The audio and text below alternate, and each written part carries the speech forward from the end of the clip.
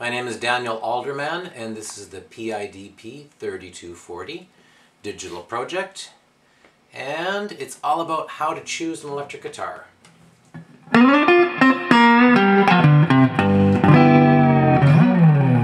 Yeah, man. We're gonna basically work on the $500 and lower range, and we're gonna stick to these models that I have here, and I'm gonna start by discussing some of the aspects of this Godin SD. One of the first things to consider is scale length, and that's the distance between the bridge, this guy here, and the nut. And this one measured out at 24 3/4, which is a fairly standard length for what they call short scale. Now the advantage of short scale is that the frets are closer together, which makes it easier to play.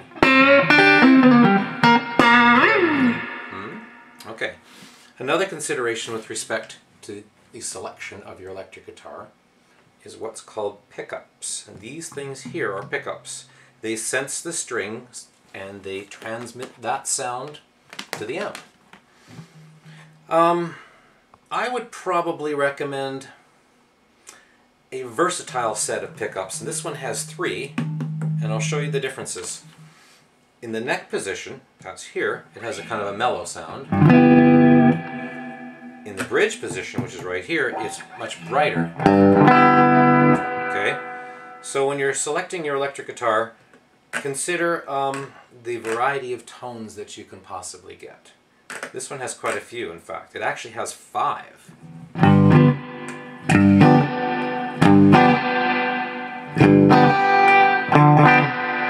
From mellower to brighter, so that's one thing to consider. Another one, and this was, well, it's difficult to assess, but consider. I would call it neck chunkiness. You have a whole pile of dimensions associated with the neck. You've got the width of it, and you've got the depth of it. And if you put your hand on it, around like that, you'll find whether it feels comfortable or not. So definitely slide your hand up and down and feel whether or not it has a certain comfort for you or not. Okay? This one is a nice slim neck, and I actually prefer those. Another thing to consider is what's called neck radius. When you're selecting your electric guitar, definitely take this into account. This one has a 12-inch radius. Okay? That's fairly rounded by some standards. The advantage to a rounded one, say a 12-inch or even a 9-inch, is that your fingers grip onto the neck in a more natural kind of curve. So consider the neck radius as well, and I actually personally prefer the 12-inch one.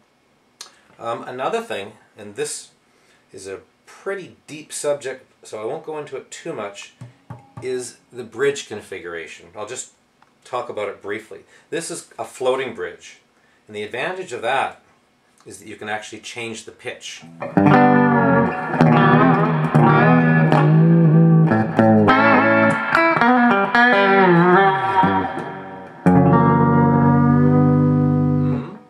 Kind of fun, right?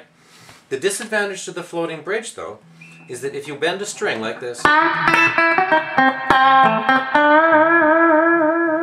the bridge itself will actually pull.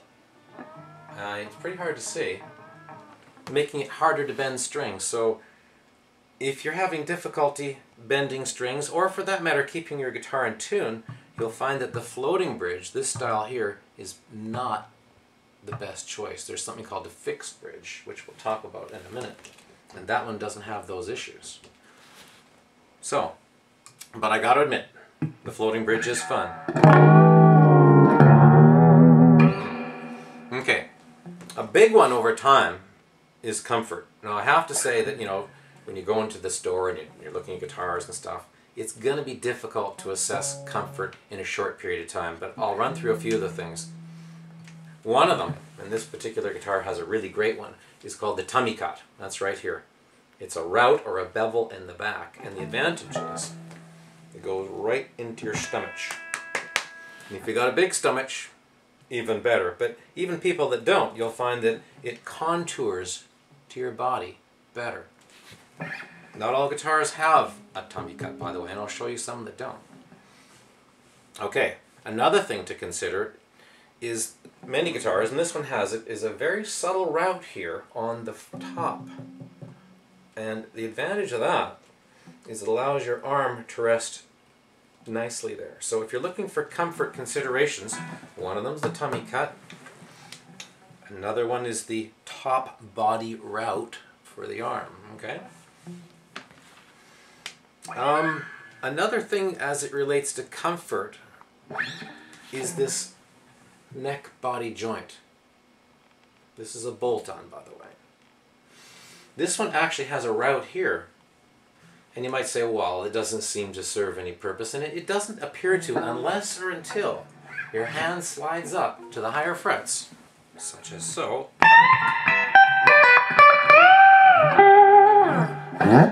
If you're up here, you'll find that your thumb tends to ride up on the body itself. And so if there's a nice, smooth, and graduated neck body joint, as this one does, that'll be an advantage as well. Then there's the consideration of just general usability. Well, okay, this one's fairly light. That's a good thing. Does it balance well? This one actually is slightly neck heavy. Not much. You can see that it drops by the neck there, but it's generally pretty good. Anyway, so that gives you some ideas about what to think about. Think about the scale length. In other words, the longer the scale length, the more difficult it's going to be to play. Think about the neck chunkiness. Think about that neck radius. Think about the bridge configuration, fixed or floating. Think about comfort. Now let's do some things by point of comparison, because we only have a few minutes left. This guy over here, this is a Fender Stratocaster style, and it actually has a 25.5-inch scale length. That's going to make it more difficult to play. The string tension is going to be higher, and the distance between the frets is actually going to be more. However, it does give a twangier and brighter sound, and this particular guitar has a huge amount of variety due to the fact that it has a 5-position selector switch and 3 pickups. In the 24.75-inch scale range, we have an SG style here. It's similar in certain ways with respect to this Godin SD here. However, this guy has 2 pickups instead of 3, and the pickups themselves are really hot. What does that mean exactly? Well, if you're a heavy metal player and you like playing with distortion, then high output pickups or hot pickups are the way to go. These are called EMG active pickups, and they produce quite a larger signal strength, and that will distort the amp more. So if you're a high output kind of player, heavy metal kind of guy, consider the EMG high output pickups or other brands of similar design. Now, as I said before, this one has a fixed bridge, right? Makes it easier to play in certain respects, stays in tune a little better. Similar in some respects as to scale length, different in others. Definitely a consideration if you're a heavy metal kind of guy. Okay, over here we have a Les Paul style. It is also a 24.75-inch scale, but the pickup configuration is substantially different. This is a 3 pickup guitar. This is a 2 pickup guitar. Okay. Both of these are what's called humbucking pickups. They're not high output ones like that though. These are kind of mellow and smooth, alright? The neck radius on this one is actually the same as the Godin SD. So you might say, oh, well, if they're the same, they'd feel pretty much the same. They don't. This one has a much chunkier neck. So consider that. And the last but not least, since we're almost out of time here, is the Squier Jagmaster. This is actually a 24-inch scale, so it has the most comfort of any of the ones if you have small hands. Anyway, to sum it all up, go to your music store, think about the variety of things we talked about, such as scale length, pickup configurations, neck chunkiness, neck radius, the bridge configuration, you know, whether it's floating or fixed like these, comfort, and general usability. Cheers, and thank you very much. Bye-bye.